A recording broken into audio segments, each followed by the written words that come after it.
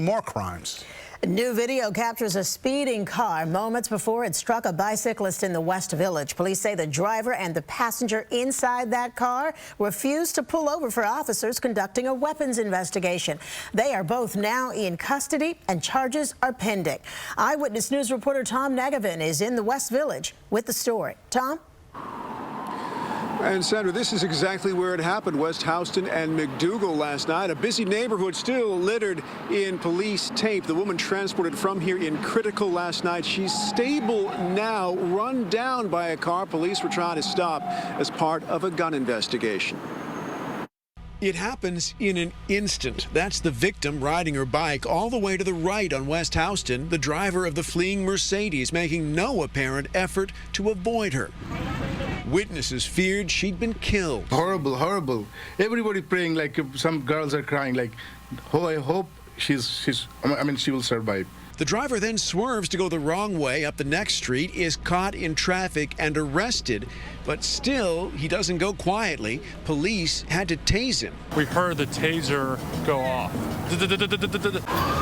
Here he is being taken into custody. Police sources say he has 5 priors, mostly for domestic violence. His passenger described by sources as a known gang member with 21 prior arrests, wearing an ankle bracelet because he's on parole for an unrelated gun case. This is what's going on in New York nowadays. Jerry Leonardi still has police tape outside his restaurant. You think they did a good job with a dangerous situation last night? Yes. It follows a memo sent to officers last week by Chief of Department Jeffrey Madry, who wrote, "A vehicle pursuit must be terminated whenever the risk to members of the service and the public outweighs the danger to the community if the suspect is not immediately apprehended."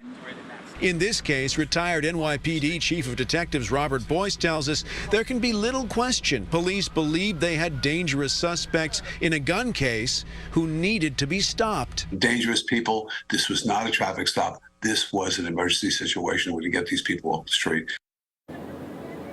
And tonight, police say this was by no means a high-speed pursuit. In fact, they say preliminary NYPD data indicates their speed did not exceed 21 miles an hour. Now, that's preliminary data. They're still conducting a review to make sure officers stayed within policy. More on that and what that means coming up on our news at 6. Live in the West Village, Tom Negevin, Channel 7, Eyewitness News.